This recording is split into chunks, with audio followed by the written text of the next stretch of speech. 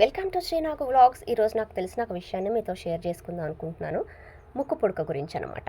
నాకు ముక్కు పుడక అంటే చాలా ఇష్టం. నేను చెవులు కానీ ముక్కు కానీ ఒక 2 డేస్ తీసేసి ఉంచితే వెంటనే పూడుకుపోతుంది. అలా ముక్కు పుడక మీద ఇష్టంతో 3 సార్లు కుట్టించుకున్నాను అనమాట. ఇప్పుడు నేను పెట్టుకున్న దాన్ని నోస్ రింగ్ అంటారు. ఇది నాకు మా హస్బెండ్ గిఫ్ట్గా ఇచ్చారు. నా దగ్గర ఇంకొక ముక్కు పుడక ఉంది. ఇది నాకు మా అక్క మా బావగారు గిఫ్ట్గా ఇచ్చారనమాట. ఈ మధ్య మా అక్క వాళ్ళ అత్తగారు ఊర్లో బొడ్రాయి వేశారు. అక్కడ చాలా పూజలు హోమాలు జరిగాయి అనమాట. లాస్ట్ రోజున దంపతుల పూజ ఏదో జరిగింది. ఆ పూజ అయిపోయిన తర్వాత అయ్యవారు చెప్పారంట, ఆడపిల్లలు ముక్కు పుడక పెట్టుకుంటే మంచిది. భర్త నిద్ర లేవటంతోనే భార్య ముక్కు పుడక చూసి ఆ రోజు ఏదైనా పని చేయాలి అనుకుంటే అది జరుగుతుంది అని చెప్పేసి చెప్పారంట. నేను చదివిన దానిలో కూడా అమ్మాయిలు కుడివైపు ముక్కు పుడక పెట్టుకుంటే పుట్టింటికి కలిసి వస్తుందంట, ఎడం వైపు ముక్కు పుడక పెట్టుకుంటే అత్తింటి వారికి కలిసి వస్తుందంట. అందుకే నేనేమో మన అమ్మమ్మలు నాయనమ్మలు 2 వైపు ముక్కు కుట్టించుకునేవాళ్ళు.